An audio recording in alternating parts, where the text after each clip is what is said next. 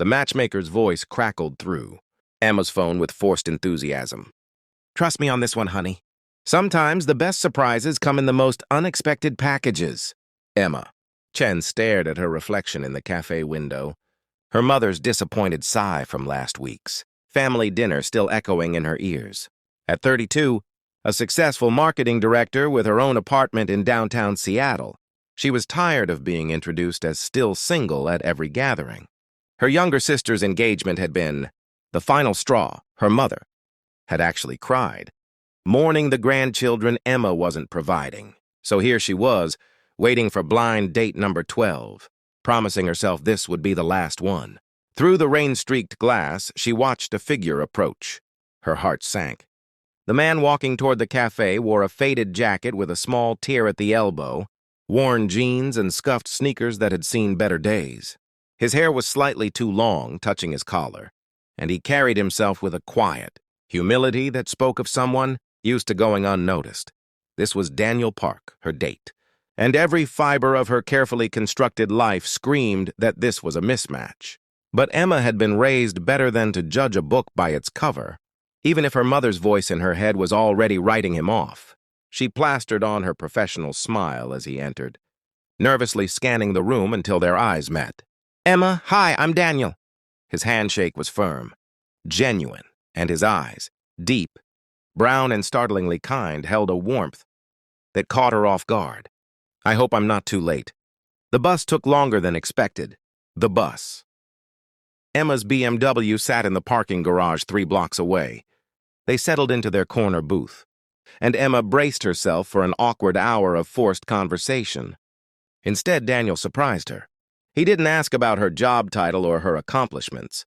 He asked about her favorite childhood memory. When she mentioned her grandmother's jasmine garden in Taiwan, his face lit up. "My mom used to grow jasmine in our apartment windowsill," he said softly. "She'd make tea with the flowers. Said it reminded her of home."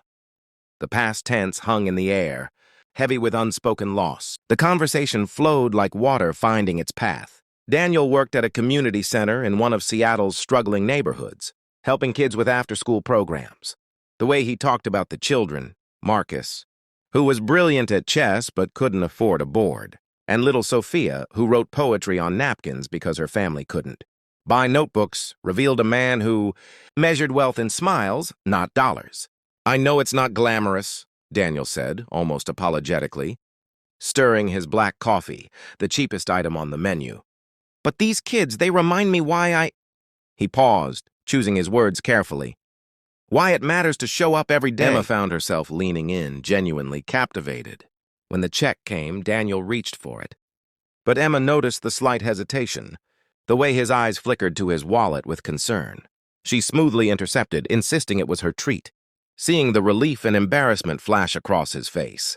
"Next time, it's on me," he said firmly. "If you'd want a next time, that is." She surprised herself by saying yes.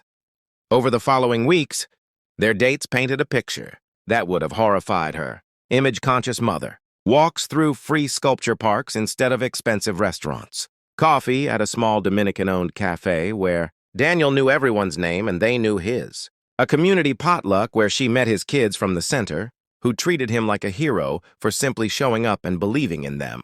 Emma's friends raised eyebrows. Her colleague Jennifer was blunt. "He's sweet. But honey, what's his trajectory? You can't build a life on good intentions." But something was shifting in Emma. Daniel gave in ways she'd never experienced. When her presentation failed spectacularly, he didn't offer empty platitudes. He brought her favorite dumplings from a small family restaurant, across town, a 2-hour round, trip on the bus, and listened without judgment as she cried. When homeless Mr. Chen, who lived near her building, fell ill, Daniel spent his entire Saturday making sure the elderly man got to a clinic and had meals for the week. "Don't you ever get tired?" Emma asked him one evening, watching him organize donated books for the center. "Taking care of everyone else?" Daniel looked up, and for a moment, she saw something complicated in his eyes, a weight he carried, a secret perhaps. "Somebody once told me that having resources means nothing if you don't use them to lift others up. I try to remember that." It was an odd phrase from someone who wore the same 3 shirts in rotation. 3 months in, Emma's mother demanded to meet him. The dinner was predictably excruciating. Her mother's smile grew more plastic with each detail. Daniel's modest work, his bus commute, his tiny studio apartment. When he left the table briefly, her mother struck. Emma, be realistic. What kind of future can he offer? You've worked too hard to settle for... For what, Mom? For someone kind? Someone genuine? Emma's voice shook. I've dated the ambitious guys with the right credentials. They were cruel or selfish or only interested in what I could do for their image. Love doesn't pay bills, her mother said coldly. That night, Emma couldn't sleep. Her mother's words warred with her heart. Daniel was meeting her for lunch the next day, and she dreaded the conversation she knew they needed to have about their future.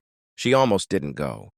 But something pulled her to the address Daniel had texted, not their usual cafe, but an office building downtown.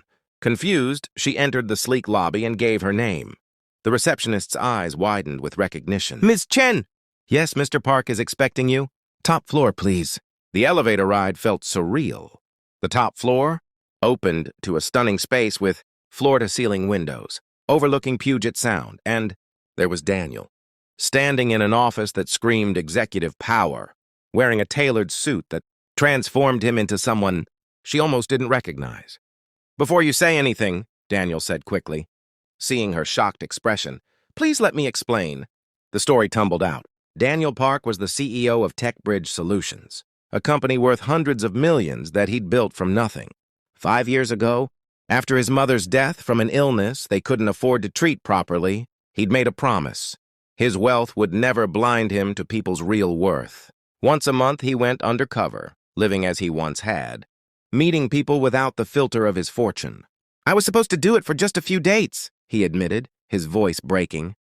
But then I met you, Emma. And you saw me, really saw me, without knowing any of this.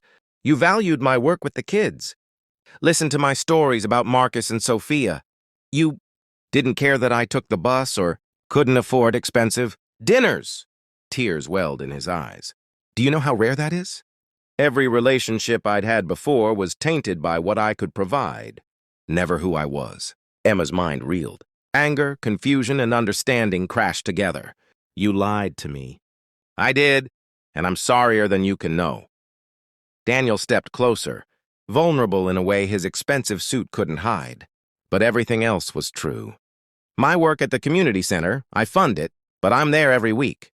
Those kids, that life, it's not a disguise. It's who I am underneath all this.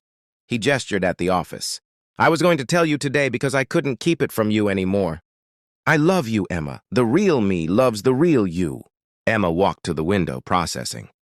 Below, the city sprawled out, thousands of people with their own struggles and secrets. She thought about Daniel with Mr. Chen, ensuring an old man's dignity. Daniel with the potluck children, learning their dreams. Daniel bringing her dumplings after a bad day, sacrificing his time without hesitation. That first date, she said slowly, when the check came, you hesitated. Why? You could have paid easily. Because, Daniel said quietly, I was afraid if I broke character, I'd lose the chance to be seen for who I really am. Selfish, I know. But Emma, I'd been invisible my whole life until I made money, and then I became too visible for all the wrong reasons. With you, I was turned to face enough. My mother said love doesn't pay bills. She's right about that, but she's wrong about what matters. She took a breath, her voice steady. You lied about your circumstances, but you told the truth about your character. Every day, you chose to be kind when you didn't have to be. You valued what I valued. That's not something money can fake. Does this mean... Daniel's hope was fragile, tentative. It means we start over. Honest this time, all of it. Emma managed a small smile. And Daniel? That community center of yours? I think my marketing skills might be useful for fundraising. His laugh was pure relief and joy. Marcus is going to love you. 6 months later, Emma stood in that same community center, now expanded and thriving, watching Daniel teach a chess strategy to Marcus, who'd just won his first tournament. Sophia's poetry book, funded by a grant. They'd secured, together, sat on the table, a small miracle of words from a girl who'd once written on napkins. Emma's mother had eventually come around, especially after meeting the children whose lives Daniel touched. I was wrong, she'd admitted quietly at their engagement party. I taught you to look for security. He taught you to look for substance. That's worth more than I understood. But the most profound change was in Emma herself. She'd spent years building a life that looked successful from the outside, climbing ladders and checking boxes. Daniel had shown her a different path, where success meant impact, where wealth meant having enough to share, and where love meant seeing someone's truest self and choosing them anyway. As Daniel looked up from the chessboard and caught her eye, his smile carrying all the warmth of that first date, Emma understood something fundamental. The best surprises really do come in unexpected packages. Sometimes they come disguised as poor men in worn jackets. Sometimes they come when you stop looking for what someone can offer and start seeing who they actually are. And sometimes the greatest treasure isn't the hidden millions. It's finding someone who'd be exactly the same person, whether they had everything or nothing at all.